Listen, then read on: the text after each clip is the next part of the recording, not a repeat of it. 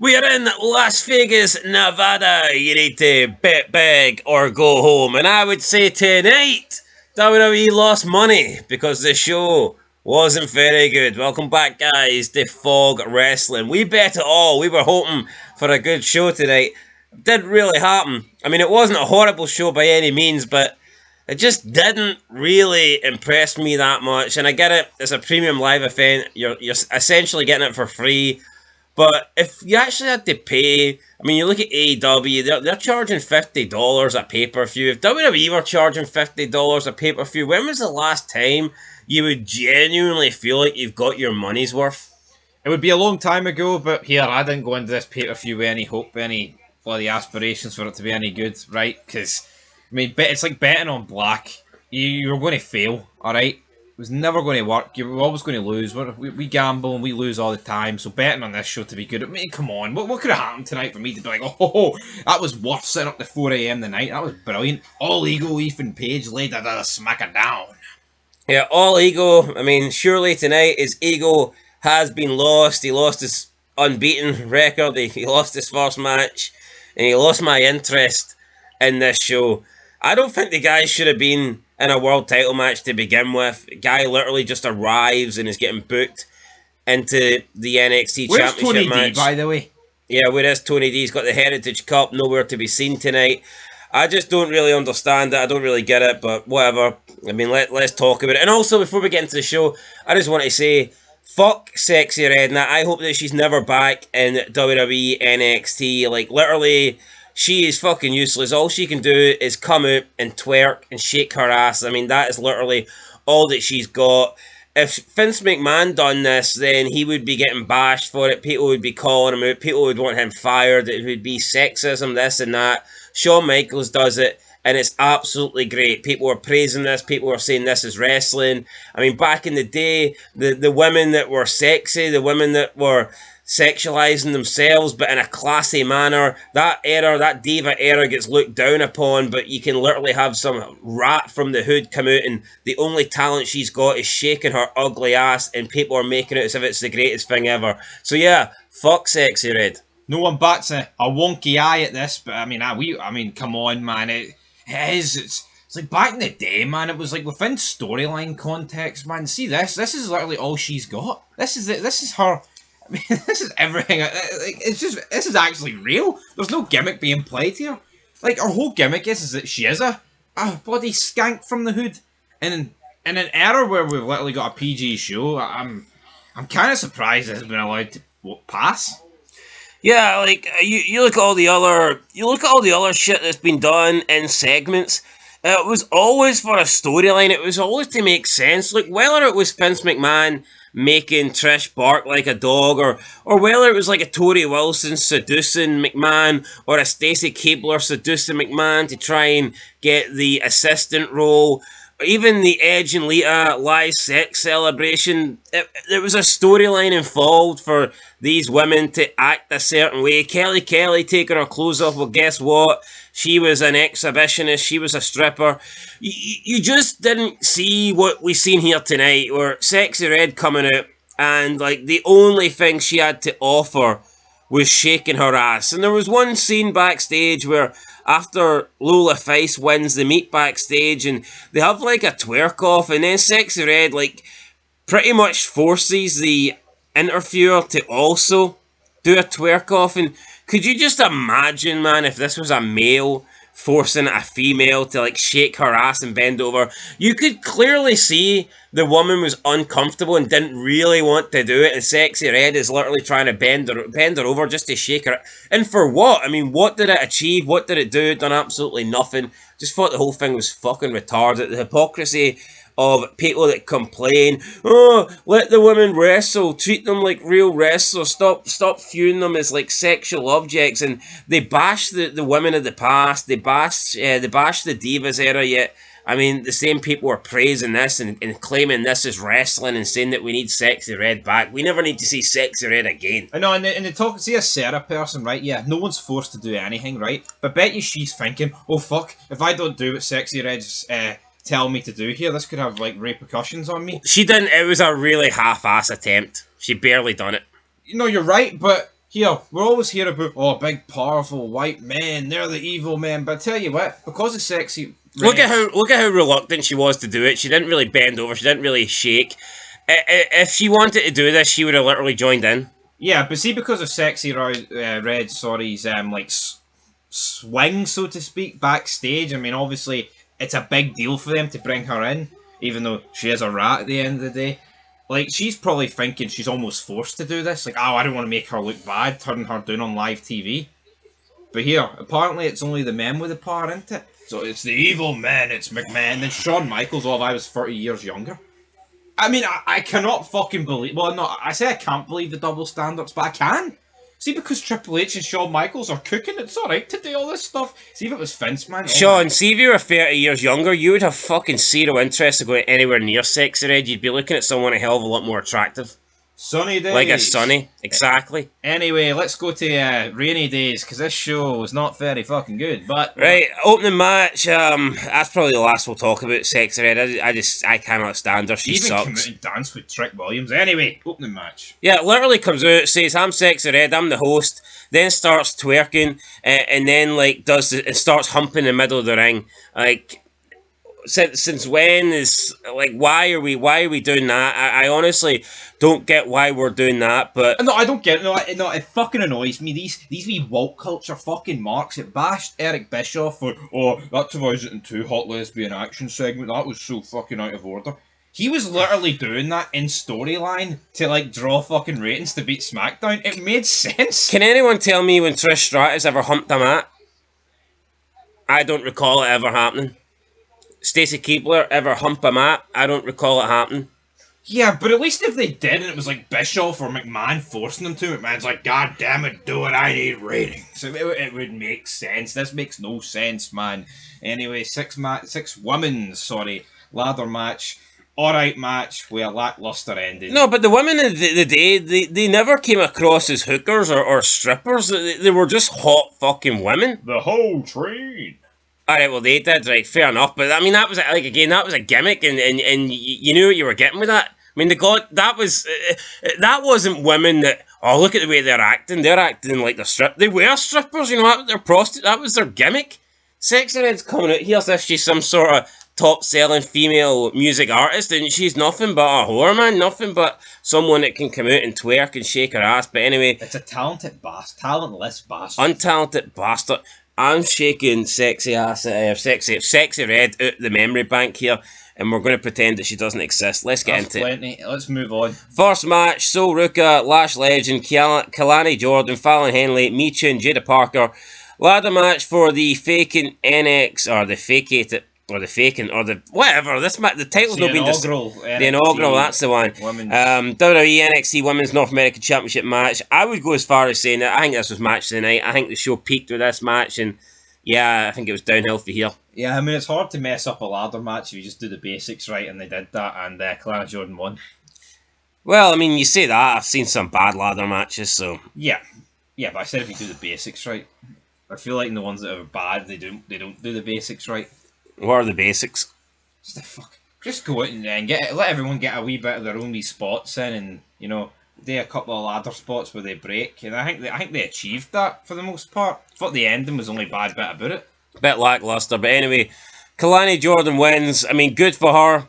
Not the person I thought would win, but to be honest, I think as long as Michin didn't win the match, then you were doing alright. And it's nothing against Michin, but I just don't see why a 35-year-old person for the main roster should come down and win the WWE NXT Women's North American Championship for the first time when you've got 5, like, NXT. I guess you can refer to them as originals because they are NXT originals.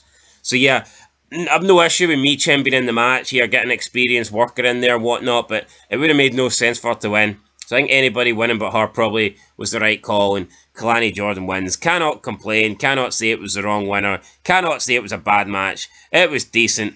Then we move on to the tag team title match, Axiom and Nathan Fraser versus the Good Brothers. Just a boring match here. The Good Brothers, again, don't really know why they're here. I mean, I guess they're part of the club, so is Michin. No interaction with them, though. Is the club even still a thing? Is Michin in the club? She took offence to Fatas telling her to take one out the AJ Styles playbook, so maybe she is. Maybe we'll see a heel Michin run soon or whatever. Are the Good Brothers... I'm dying at the bit for that to happen. I know, but I don't know. I mean, are we really going to get the Good Brothers involved with this AJ Cody Rhodes title reign or title feud? I mean, we've just seen them lose to two, let's be honest, two kind of jobbers for NXT, and we're supposed to believe that the Good Brothers could be the difference between Cody losing the title. It's like, no, but that's what's really, awful. I mean, right? No, but why is AJ associating himself with fucking losers? Why have we got on SmackDown the OC teaming up with AJ Styles in the main event feud?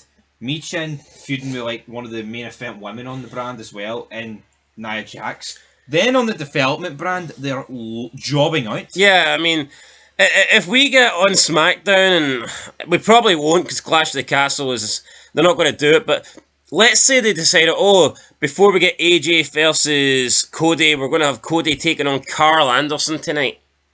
Are we supposed to believe Carl Anderson's any fucking threat when he's just lost this match here? Would Batista, right, be fucking battering Goldberg with Evolution on Raw? But feuding in OVW? Or Sunday Night Heat? It doesn't. And losing? It doesn't make any sense. And Nathan Fraser tweeted something like, we're going to take on anyone from anywhere. Makes me think there's going to be another TNA collaboration. I don't know why this TNA... Why they do... McMahon would have never done this shit. Like, but you're right. Like, what if Dolph Ziggler and like Dana Brooke and like the grizzled young veterans and everyone else has been released for WWE think when all these collaborations are happening? Dolph Ziggler must think, Jesus Christ, me being in TNA now is irrelevant. Yeah, doesn't feel special. No, it doesn't. Because he could have been on TNA while still being employed and getting paid more money by WWE. So Dolph Ziggler could have had this little TNA run. He's been snookered. He's in TNA without the WWE money. It's like, what the hell? It makes no sense. Anyway, Axiom and Nathan Fraser win. I mean, it wasn't a bad match. I just didn't care. It didn't interest me in the slightest. Boring. Third match: Shayna Baszler versus Lola Face. NXT Underground match. Look, I don't mind the NXT Underground match. I like the idea of it. I think I would just prefer it if it was an actual shoot fight and not a fake real fight. Yeah, I'd rather the shoot fight, but we didn't get that. I mean, it looked good in parts, but it's like you're doing all the proper sleeper holds, right? And then it's like there's some just fake ass punches, and that's like the worst part because you just get grown ass men selling like fake punches for 10 minutes. I would argue it's very hard though to have a fake real fight for 10 minutes without it looking fake. No, I agree with that. Because at least when you're having a wrestling match, you're selling. But when you're having a real fight, when you look at MMA or boxing, there is no real selling. You know, it's constantly you're constantly in the fight. Yeah, but in MMA or boxing, when said corner gets attacked, they don't go down selling it for 10 minutes, and that's what happened here. Yeah, but it's just I don't know. I mean, I don't think these type of matches are designed to go long. But I think the correct psychology is when you finish a punching sequence, you should go straight to submission to just slow the pace down. But then if you do a long match that style, it's going to get incredibly boring. And then it's like, I don't know, why not have it in an octagon? Or why not have it in a cage? I think if you took away the ropes and put a cage in it, would work a bit better. It's like inside the ring, they're fighting like it's a shoot fight, but when you go outside the ring, they're fighting like WWE style. Yeah, and it was the worst stoppage of all time. Yeah, so Lola Face is doing the short, I don't know what you call them, not rabbit punches, what do you call those? Hammer fists. The impact of Bugs Bunny, like. Hammer fists to Shayna Baszler, and the ref stops it. Vic Joseph says Shayna Baszler didn't even know she was out. Maybe she didn't know she was out because she wasn't out. Like, I don't, and again, it's probably a fake way. It's probably because they're trying to fake a real shoot fight. Maybe Shayna Baszler was supposed to look out, but she certainly didn't look out. She was complaining to the ref. She didn't look groggy or nothing like that. She didn't look like she was unbalanced on her feet. Yeah, like you can get punched and still be on your feet, but... Aye, but it should be called off. But this, she looked... Like, maybe we're looking too much into it, but I don't think this really works, especially when it goes long. Lola Face wins, whatever. Then she does a little twerk. I mean, I don't really mind when she does it because she's not an ugly rat like Sexy Yeah, Red. but it's also At least she's talented, you know. At least she's a good fighter. it's also the character. Yeah, that was her gimmick. She's been doing that since day one. But I mean, whatever. We then got an Eddie Thorpe vignette. Not a big fan of him. Again, we're not going to talk about any more Sexy Red shit, but Kalani Jordan celebrated we were backstage. Fourth match, Obafemi versus Wesley versus Joe Coffey. Triple threat match, WWE North American Championship on the line. Gallas got involved. Oh, let's just spam pop-up powerbomb. Yeah, Obafemi was catching people and hitting big power bombs, and that was it really. Obafemi won. Not a big fan of Obafemi, not a big fan of Gallus, not a big fan of Wesley, to be honest. They're marking it, though, because he's catching Wesley. See Wesley, Ricochet, those sort of guys. You couldn't ask for better guys to work with for those sort of spots. Yeah. That's not me making them light, fucking great. Light, athletic guys. Yeah. Guys that weigh 110 pounds soaking wet. Oh, aye, brilliant. Catching. I mean, come on. Anyway, Obafemi wins. Wasn't a bad match. I just didn't care. Wasn't invested. No, yeah, that's exactly. No match was bad, didn't it? I just didn't really, just wasn't really there. I feel like every ending was lackluster. Agreed. Fifth match, Roxanne Perez versus Jordan Grace. Booker T was freaking out over this. Was it an okay match? Absolutely. I'm seeing a lot of people say match of the year contender. I don't agree with that whatsoever. I don't even think it was the best match of the night. It had a lot going on, and I think that's better than a boring match with nothing going on, so it was alright. I mean, it was, but I mean, it's not the best. It's not the best women's match I've seen in the past month, or tonight even. So, is what it is. I mean, I could certainly make a case for this being my least favourite women's match of the evening. Yeah. So, I can't say it was better than... It's just sad, though, because see 15 years ago, the thought of WWE and TNA colliding on TV... would be epic. No, it's this. It's Dana Brooke and Jordana Grace, man. See 15 years ago, man, you're thinking of, like, AJ Styles against Shawn Michaels, for fuck's sake. I know. Sting against The Undertaker. Where did it all go wrong? I mean, Kurt Angle and fucking Painkiller Mode against John Cena. What happened? Yeah, what did happen?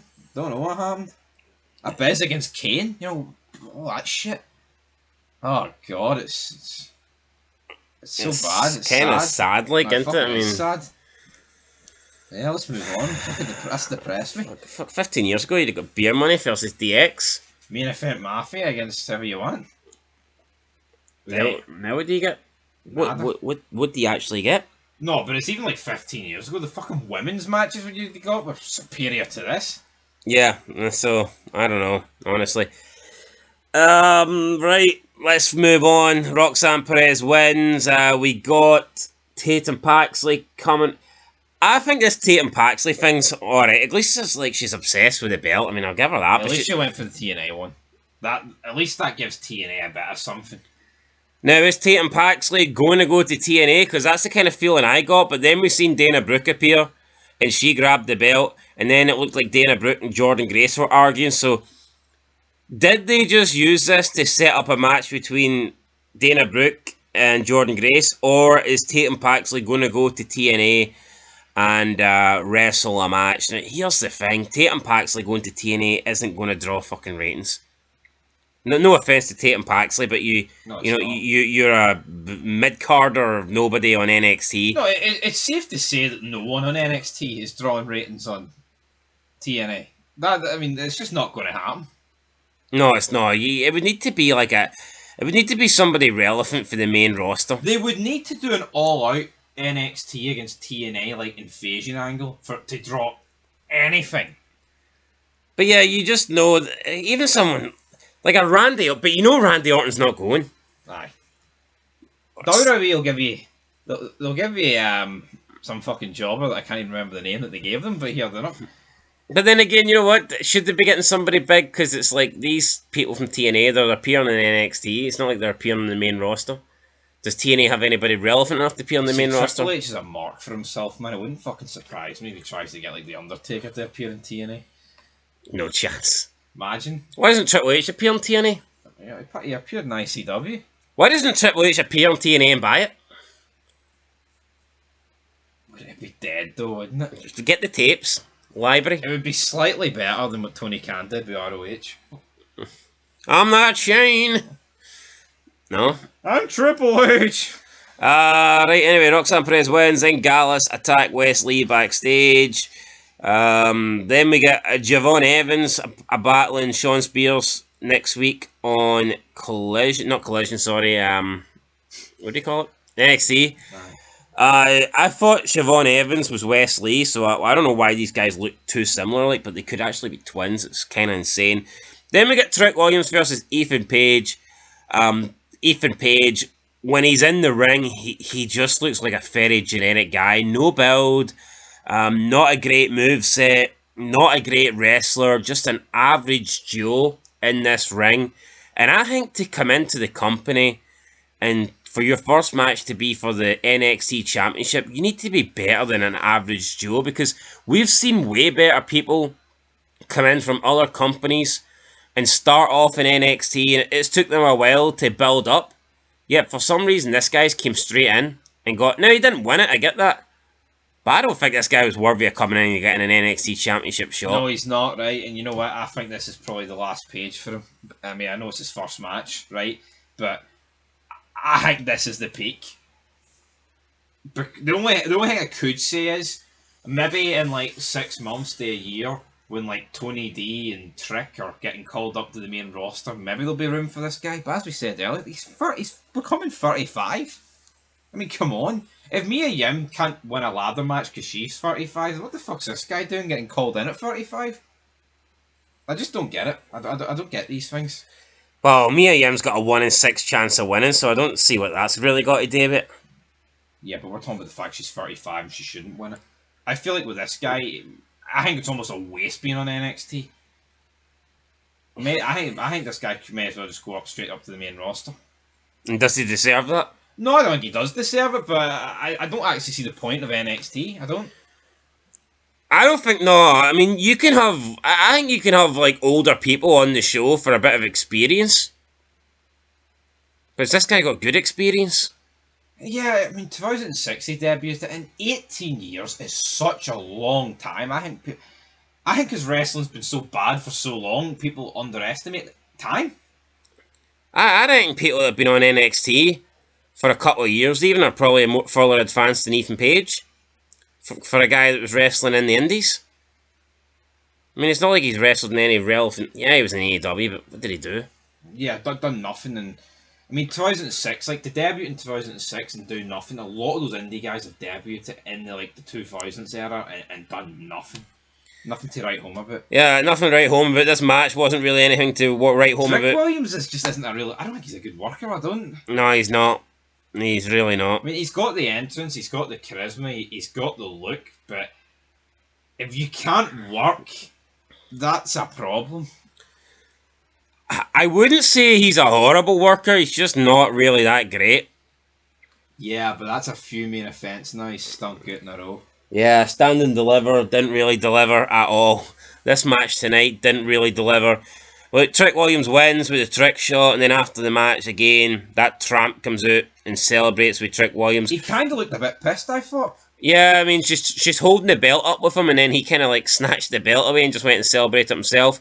And I also noticed in the end there, she wasn't doing any of the twerking shit. She was just trying to like dance instead. I don't know if she was told here, cut that shit out or stop trying to... Maybe her twerking would take away for the title celebration fee. But it would. I mean, imagine Trick Williams trying to celebrate with the title and this trollop's just in the ring. Trollop? This, twerking away. So, I mean, who knows? Trick Williams won. That was the end there. There's your NXT... she was a whore. That was your NXT Battleground review. Wasn't a great show. It was a little bit boring. Decent ladder match. I mean, no match was bad. It was just... No match was great at the same time. I'll give it a 3 out of 10. And maybe I would have gave it a little bit more. Sexy Red wasn't on the show. But yeah, 3 out of 10 I think it was fair. As cookie cutter and basic as a show could get, but nothing too bad apart from her. So I will agree with a 3. Poor showing. Yeah, Poor showing, buddy. You know what? It's what you expect. pretty much everything that happened you would expect to happen, and we almost kind of predicted it to happen. And there you go, guys. We'll catch you in the next one. Let us know your thoughts down below. This is the third night in a row. We've sat up till like 4 a.m. talking about wrestling. Something's gotta give, brothers. Well, I'm not watching Raw tomorrow, that's for sure. Till next time, peace.